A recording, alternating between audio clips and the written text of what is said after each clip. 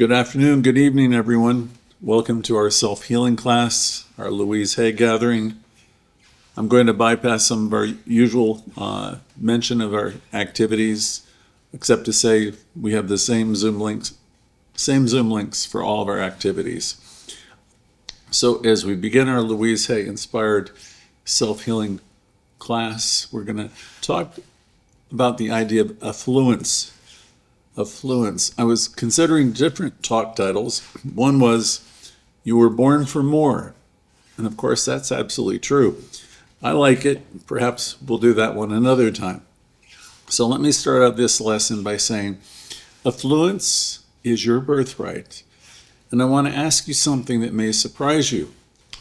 What if affluence isn't something that you earn? What if it isn't something that you acquire? What if it is something that you remember? What if it's something that you wake up to and you realize that it's already part of you? What if you start to realize that affluence is intrinsically a part of who and what you are?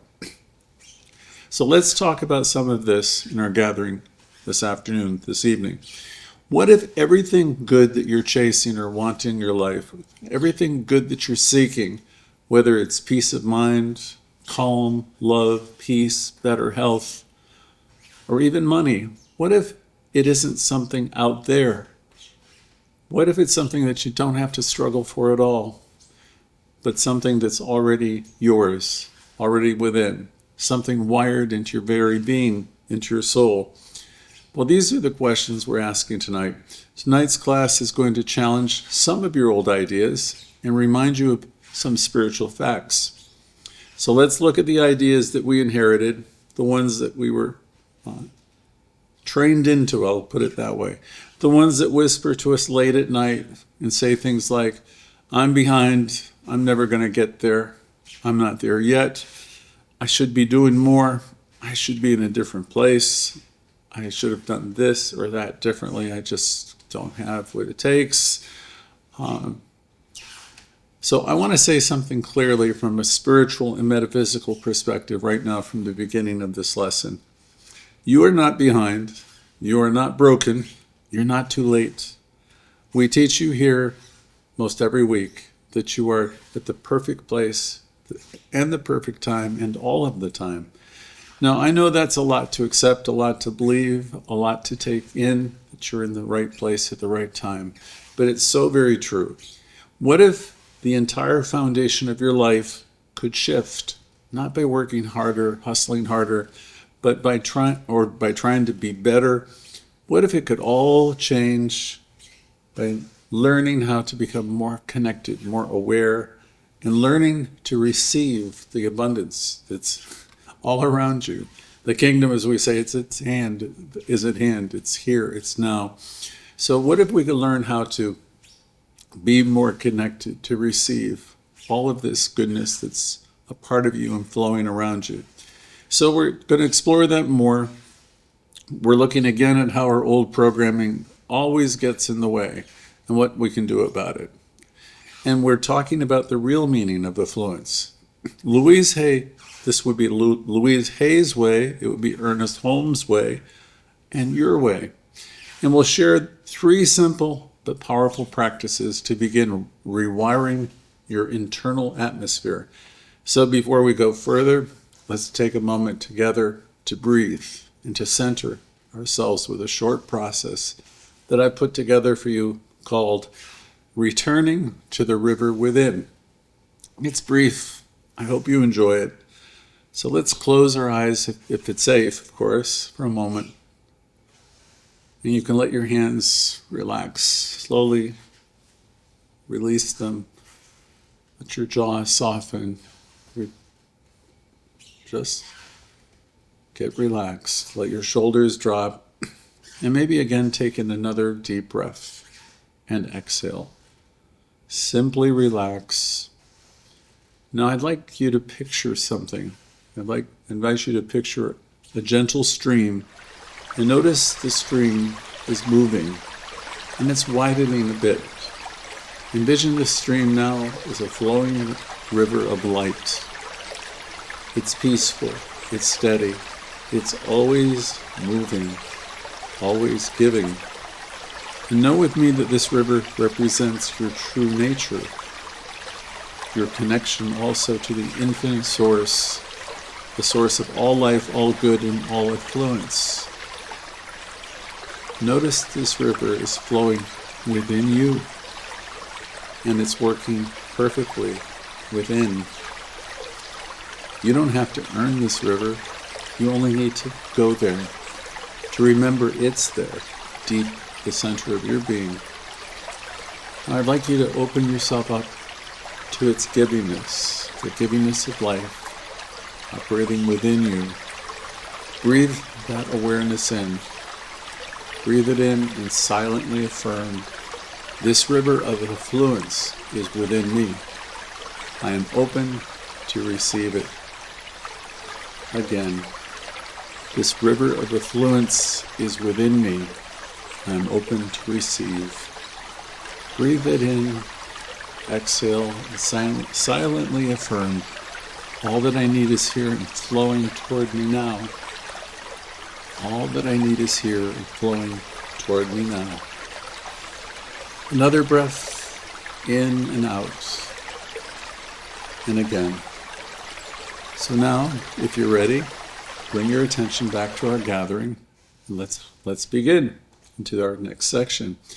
Today, I'd like to make the point that you live in a nurturing universe. And I want to say it again because you may not totally believe it, but it's true.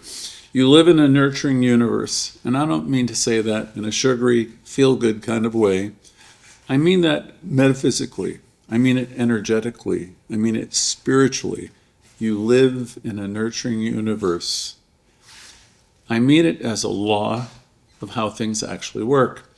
Ernest Holmes, our founder, said, we live in a spiritual universe governed by spiritual laws, and we are surrounded by a creative mind, a creative something that receives the direct impress of our thought and acts upon it. Louise said it more personally when she said, life loves you. And she absolutely meant it. Not because we did anything to earn this great love, not because we're perfect all of the time in every way. Life loves us because life can't help but love us. Because the source of life is part of who you are. And it's always seeking expression through you, through each of us. And each of us, each and every one of us, are here to express life. This divine energy is part of who we are. We say in our teaching, each of us are points of awareness within the mind of God. You were born with it, born with this energy. You're a part of it. You came here to this planet to learn, to grow, and to express that energy in its highest and best form, to express the love that you are. Now, I know most of us weren't taught this as kids. Most of us were taught practically the opposite of it. We're taught all kinds of things as children. Some of us were taught that we're sinners. Some of us were taught that the universe is indifferent at best. Some were taught that it's punishing. So we have a variety of beliefs. You might have been taught that you had to be good, or you had to make it right or get it right, that you had to hustle, and sometimes you were taught you had to suffer, beg or please, or act in a certain way. And maybe you were taught maybe you had to learn how to be acceptable or worthy of receiving something good. And many of us grew up with different religions and religious language that would again suggest that we're sinners and that we had to win the approval of some higher power, a moody deity in the sky perhaps. Others of us were raised with messages of scarcity, like don't ask for too much, just be grateful for what you have, be grateful for the food on the table, be grateful for anything that you have.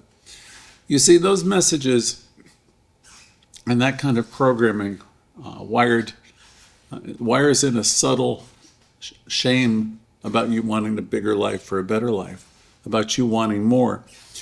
And so where you ask yourself, why should I have this when other people don't have that? So some of us even have some shame about following our hearts, shame about our natural gifts, talents, and God forbid we would use them. So this kind of programming wires into fear from almost the very beginning when we're quite young. It tells us not to trust our inner desires. It tells us that what we long to express isn't so important. But Louise turned all of that around when she reminded us we don't have to earn good. We only have to be open to receive it. And that changes everything because even when it doesn't feel like it, even when the evidence seems to say otherwise, the good is always here. It's always there.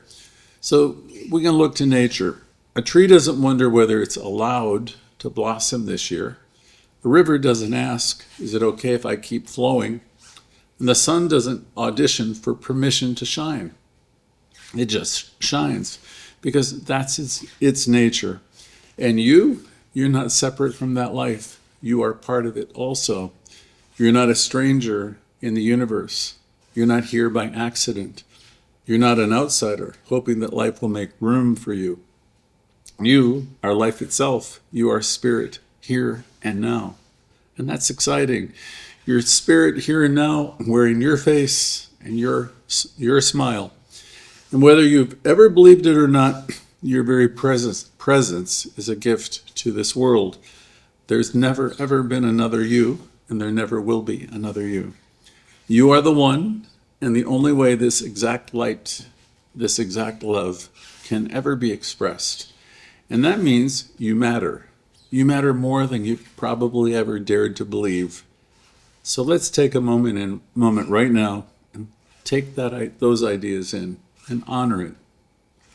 Know that you are worthy of love, you're worthy of approval, that you're important. And when you let yourself shine without holding back, you make the whole world a better and brighter place. So let's say this together, nice and easy. I am here on purpose. My life matters. I let my light shine, and the world is better for it. I'm here on purpose. My life matters. I let my life shine, and the world is better for it. And here's why this is so important to remember. When you know that you matter, you stop living life like something is happening to you. And you start living life like life is happening through you, through your consciousness, because it is. That's the way it works. You see, having that understanding, that shift from being the outsider to a full participant changes how you show up in every conversation, in every challenge, and in every opportunity. Having this consciousness is the difference between waiting for permission to live and fully living right now. So no one here needs to try to get affluent. What you're doing here is learning how to receive what's already flowing toward you. And once that idea sinks in that you are the whole, yes, the whole, once that sinks in just a little bit, you stop feeling like a beggar hoping for a few crumbs of peace. You come to wake up and realize, oh my goodness, I am the one, I'm it. I am one with intelligence, affluence, with source, and then you begin to remember, I am not the problem. I've just been plugged into a faulty belief system. You see, the river of good has never stopped flowing. It's our resistance, our conditioning, our fear, our beliefs, our grievances, our shame that has built the dam. So tonight's gathering is about dismantling the dam, not through force, but through awareness, through truth, through practice. And that's what we'll turn to next. So here's a question, an important question to consider. If we really do live in a nurturing universe, if life truly loves us, as Louise Hay said, if we are expressions of divine intelligence, as Ernest Holmes taught, then why do we still feel stuck? Why do sometimes we feel like it's all working against us? And why do so many of us affirm abundance while secretly bracing for bills or expecting the worst? Well, why do we say all is well and we still wake up in the middle of the night worried and all upset about this or that? I'll tell you why. It's because we have going on within us something that could be like an internal civil war. Because you can think of it as a battle between what we want and what we unconsciously believe. And I've given you clues in other lessons. The last one I remember was the two wolf story being one lesson. And you remember the wolves, and the question was which one of the wolves win? And the answer, of course, is the one that you feed. So we have this contest, this inner conflict war going on within us. Louise Hay was one of the first people to explain it in simple, loving terms. When she said, you've been criticizing yourself, forever, for years and years, and it doesn't work out very well. So you've got to learn how to feed yourself something else other than the negatives, the criticism. You've got to try giving and feeding yourself some radical appreciation and self-approval and see what happens. Louise would say, try loving yourself and see what happens. But that's easier said than done because most of us are affirming one thing while we're still carrying around old messaging in the background of our minds. And that messaging has been playing since we were kids. So let me explain it a little bit more. Your conscious mind is where your dreams live. Ideas like, I want to be free, I want to be healthy and safe, and I want love that feels good. I want to thrive financially. You see, that's the new and upgraded software that you want to install. But your subconscious, which is the deeper part of your mind, think of it like the hardware that runs the show, is still operating on old programs like I'm not good, I'm no good, or I'm not good enough.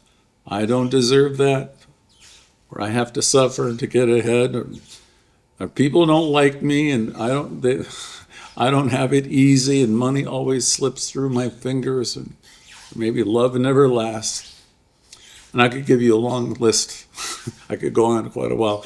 Does any of that sound familiar? These are ways we self-sabotage. We're really, in this gathering, trying to plant new seeds every single week that we come together. And of course, remind you of the truth of who you are. But when we're doing all these negatives, we're making all these, we have this unconscious programming going on.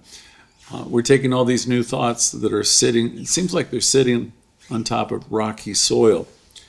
We just haven't cleared the ground yet. So the affirmations don't always fully stick. And that's why it feels like we're working so hard and sometimes not getting anywhere.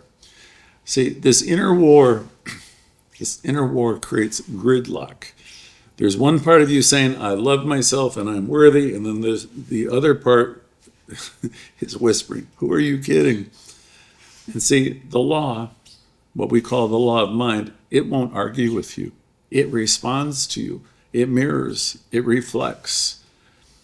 It takes in both the signals, I love myself, and then the ones that are working against you. It takes in both the signals, and the results are mixed, muddled, or neutral. That's why we end up feeling stuck. Ernest Holmes once wrote, the law of mind cannot fail, but it may reflect confusion if we ourselves are unclear. Because here's something we've learned. You can definitely clear that inner confusion. You can gently rewire the old beliefs. You can change the way you see yourself at the root of your being. And that's what we're going to do next. We're going to get practical.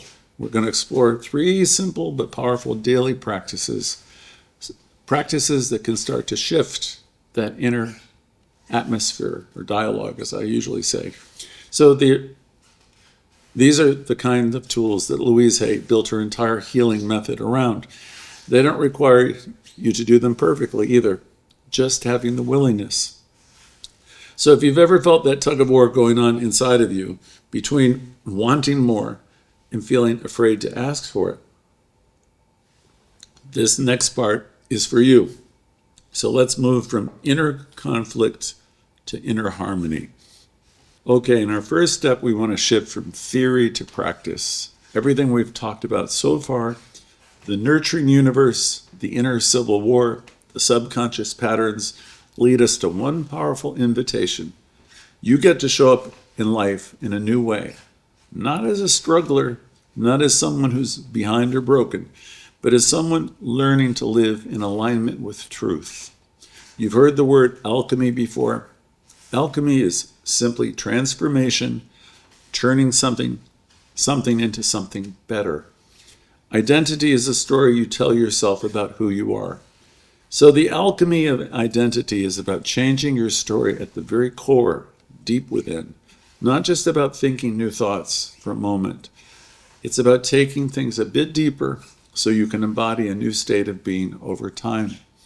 To embody means you just don't think something, you challenge yourself to feel it and then to live it. You show up as it. Louise taught mirror work. She taught in mirror work affirmations and what she called reparenting the inner child for one reason, because she wanted us to learn how to replace the voice of fear with the voice of love. Because your inner dialogue becomes the instruction you send out to the world. So here's how most people live. They live like this. They say things like, I'm so tired, I'm overwhelmed, I'm not good with money, I'm always getting hurt, I never seem to catch a break. So when people are talking like this, they're not trying to create lack, but they're unknowingly reinforcing these states of consciousness with their words, with their consciousness, because the subconscious hears I am as a command, and it builds your experience around that command. That's why this first practice is so powerful. So let me give you a suggested daily tool or practice to reclaim your I am. Think of this as a spiritual reboot before the world gets its hands on you each day. I'm saying that with a smile. So let's try this out. Find a quiet moment each day where you can take a pause, where you can sit comfortably and relax, take a few deep breaths, and each time you exhale, imagine releasing the version of you who was stuck, afraid, or living small. And then 4, speak the truth aloud or silently. Here's a beautiful one from Ernest Holmes that we often use. There is only one life. That life is God's life. That life is perfect, whole, and complete. And that life is my life now. Feel the truth of that, not just the words. Let it wash through you. Now, say your own I am statements, slowly with feeling. Here's a few to start with. Pick 1 or 2 that feel meaningful to you. Here's one. I'm open and willing to receive all the good that life has for me. Or here's another. I am financially supported and spiritually guided. Another. I'm loved, loving, and lovable. And one more. I'm safe, I'm strong, and I am healing now. You see, you're not just saying these words to sound positive. What you're doing is training your energy to align with the truth. Even if your outer world doesn't match it quite yet, that's perfectly okay. The subconscious mind learns through repetition and feeling and imagery. So this isn't pretending. What this is, it's reprogramming. And yes, as you do this, the doubts will come up. You might hear an old voice that says, oh, this is silly, or you know that's not true of you. And if that happens, smile. You could say, I release you, cancel, because that's just the old software, noticing something new. So don't fight the thoughts. Don't push them away. Just return back to your I am again and again. Like Louise used to say, every thought we think is creating our future. So let's start consciously choosing the ones that you want to live into. Our next section is about bringing it all together. All right? We started tonight with a bold idea, and that idea was affluence isn't something to earn, it's something to remember. Not through striving, but through aligning ourselves, through connecting with Source, through remembering, not by doing more, but by being open and receiving more of what's already yours. You're not here to struggle. You're not here to prove yourself or wait for permission to thrive. You are here already as a divine expression of life itself, whole, wise, abundant, and worthy. You're all of these things. And with a little daily practice, a little willingness, and a lot of self-kindness, you can begin to feel that truth in your bones, deep within you. So remember, you're not your past, you're not your pain. You are the living expression of something greater, something fantastic, something whole, limitless and unbroken. From that presence, you begin to choose a new story for your life. The flow of good is moving through you. You can realize that. You can receive without guilt, and you can give without fear. You can trust the natural rhythm of life, knowing it's always moving forward for your highest good. And we're going to take action. We're going to learn to listen inwardly and then take small steps, steady steps. We're going to move from our center, not from panic, walking in our truth, not just speaking it. So let's take all of this together into affirmative prayer. Starting out by saying, I recognize and I know that there's one power, one life, one love, and I'm part of it. I'm not here to suffer. I'm not here to beg for love, for healing, or for supply. I know I'm a radiant expression of infinite source, and affluence is my birthright. I release every idea and any fear of not being enough or having enough. I release all guilt around receiving, and I open myself up to the natural divine flow of good that's all around me, circulating through me with ease. I bless the past. I bless the lessons. I bless my willingness to grow, and I say yes to healing and to wholeness, to joy, yes to the flow. This is the truth of my being, and I walk forward now. And so it is. So as we open our space, first of all, thank you all for being here for the lesson. And as we move forward in our time of sharing, I want to invite you to speak from wherever you are. You might share a moment that moved you, a phrase that stuck with you, or an insight that even surprised you. There's no right or wrong, just your real experience. And sometimes you never know who says it or where it comes from. There's something someone will share will be really important for all of us. It'll touch us. It'll touch us in ways that we never expected. So we trust the process of life. Let's take a breath. And when you're ready, I'd love to hear from as many of you who can share. There's usually a minute or two for everyone. So again, thank you. If you're new, please say you're new so we can welcome you. Thanks again.